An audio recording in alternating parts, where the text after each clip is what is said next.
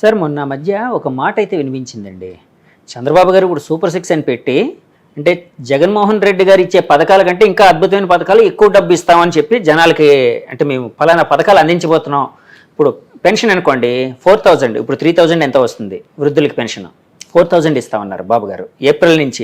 April May నెల నుంచి ఇచ్చేస్తామన్నారు. So ఇలా రకరకాల సూపర్ 6 అని పెట్టారు. చాలా ఎక్కువ వెల్ఫేర్ అనేది ప్రకటించారు. అప్పట్లో వైసీపీ నాయకులు ఒక మాట అనేవారండి, అంటే మేము జగన్మోహన్ రెడ్డి గారు ఇస్తూ ఉంటే చంద్రబాబు గారు ఈ ఆంధ్రప్రదేశ్ని ఒక శ్రీలంకలా చేస్తున్నారు, ఒక సోమాలియాలా చేస్తున్నారు అని చెప్పి విమర్శించేవారు బాబు గారు. అలాంటిది ఇప్పుడు ఆయన మాకంటే ఎక్కువ పథకాలు ఎలా ఇవ్వగలుగుతారు? అంటే ఆయన ఇప్పుడు ఇస్తే ఈ ఆంధ్రప్రదేశ్ శ్రీలంక అవదా, సోమాలియా కాదా, అంటే ఆర్థికంగా చితికిపోదా అని ఒక క్వశ్చన్ అడిగేవారండి. దానికి మీ సమాధానం ఏంటి? దాని సమాధానం, ఆయన ఇన్కమ్ ఎలా జనరేట్ చేయాలి అనేది ఆయనకి తెలిసినట్టుగా ఎవరికి తెలియదు. మీరు చూస్తూ ఉండండి, 1 year తిరిగేటప్పుడు ఎన్ని కొత్త ఇన్స్టిట్యూషన్స్ వస్తాయి, కొత్త ఇండస్ట్రీస్ వస్తాయి. తర్వాత ఇంకొకటి పెద్దది ఏంటంటే, ఇప్పుడు తెలంగాణ ఉందనుకోండి, హైదరాబాద్, సికింద్రాబాద్ ఉంది, వరంగల్ ఉంది, నిజామాబాద్ ఉంది, మంచి సిటీస్. ఏమంటే అదేవిధంగా చూసుకుంటే తమిళనాడులో చూసుకుంటే మెడ్రాస్ ఉంది, కోయంబత్తూరు ఉంది, సేలం ఉంది. కేరళ చూసుకుంటే త్రివేంద్రం ఉంది, బ్రహ్మాండమైంది. మన కర్ణాటక పక్కన ఉన్న కర్ణాటక చూసుకుంటే వాళ్ళకి బెంగళూరు ఉంది, మైసూరు ఉంది. మనకి ఏముందండి ఆంధ్రప్రదేశ్కి ఏముంది? ఒక సిటీ చెప్పండి, మీ నోటితో మీరు ఒక సిటీ చెప్పండి. హైదరాబాద్ మనకి ఆంధ్రప్రదేశ్లో ఏముంది? ప్రస్తుతానికి ఉన్న దాంట్లో అయితే విశాఖపట్నం ఒకటే అండి. విశాఖపట్నం కూడా, దాన్ని కూడా చంద్రబాబు నాయుడు గారే దానికి కంపెనీలు అయింది తీసుకొచ్చి అక్కడ పెట్టించి, ఎందుకంటే దానికి ఒక అద్భుతమైన సిటీ వైజాగ్ అనేది. సముద్ర బొడ్డు బోల్డ్ అనేది ఆయనకి దాని మీద ఎన్ని ప్లాన్స్ ఉన్నాయో చెప్పడానికి లేదు. Visakhapatnam lot of pharmaceutical industries ఇప్పుడు బాగా ఉన్నాయి.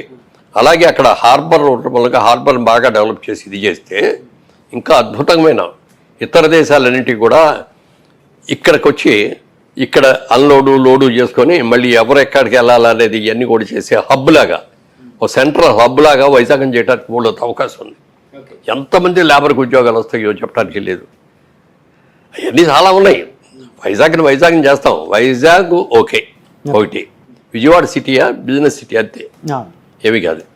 గుంటూరు పంటలు, మిర్చిన్ను పొగాకు ఆడితే అది. తెనాలి ఇంకా తక్కువ. మంగళగిరిలో ఏమీ లేవు. వీటన్నిటి కలిపి అమరావతిని క్యాపిటల్ చేసుకొని ఇదంతా కలిపి ఒక సిటీ చేయాలి. ఇది ఒక అద్భుతమైన సిటీ చేసి దీనికి కావాల్సిన వనరులన్నీ చేయాలి. బయట వాళ్ళ నుంచి, బయట దేశాల నుంచి, అతర రాష్ట్రాల నుంచి, మనకి తమిళనాడు నుంచి వస్తాయి లారీలు, బోల్డ్ వస్తాయి. ఈ లారీలన్నీ కూడా విజయవాడలోంచి వెళ్ళాలి. అలా కాకుండా మంగళగిరి దగ్గర నుంచి అవుటర్ రింగ్ రోడ్ ప్లాన్ చేశాడు.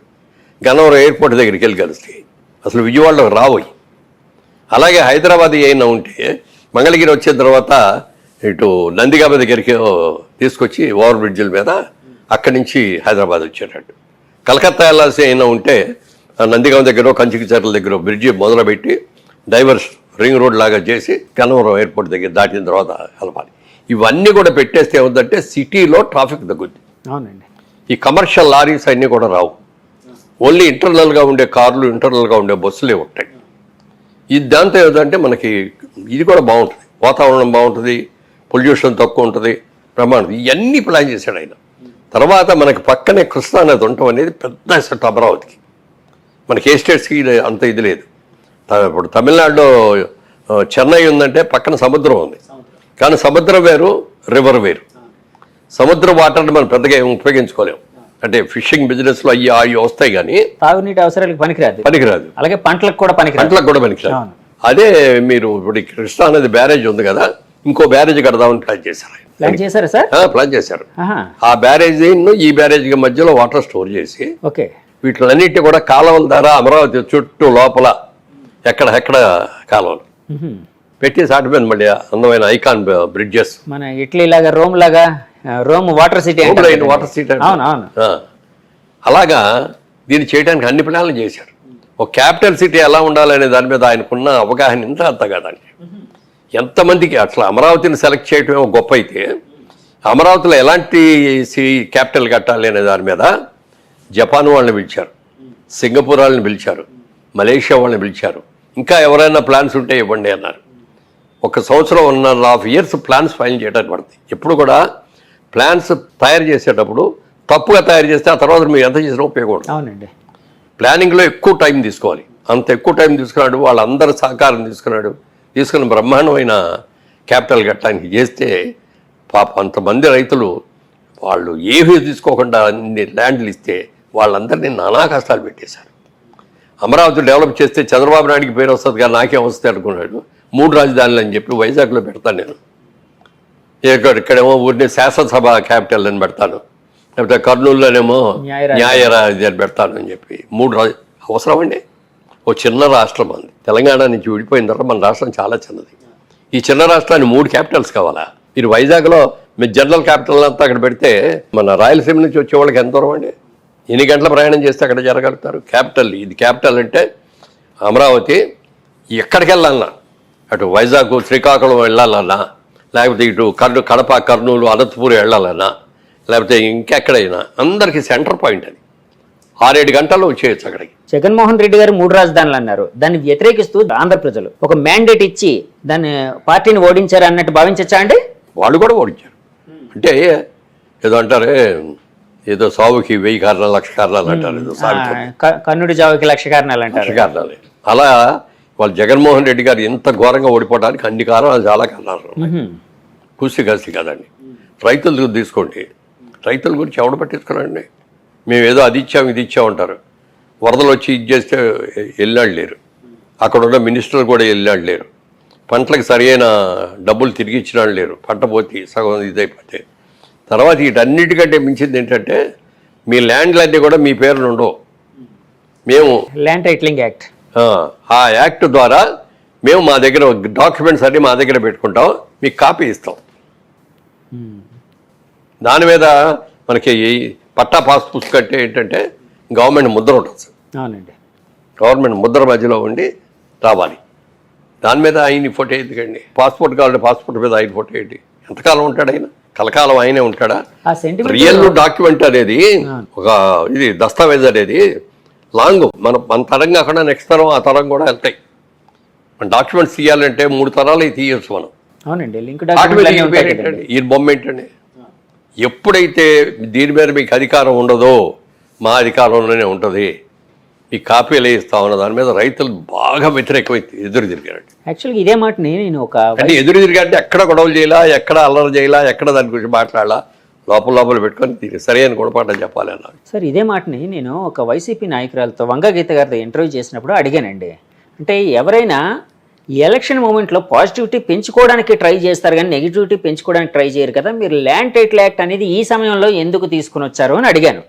అడిగితే ఆవిడ ఇచ్చిన సమాధానం ఏంటంటే, ఇది మేము తీసుకుని వచ్చింది కాదు, సెంట్రల్ గవర్నమెంట్ మోదీ గారు గవర్నమెంట్ పెట్టింది అని అన్నారు.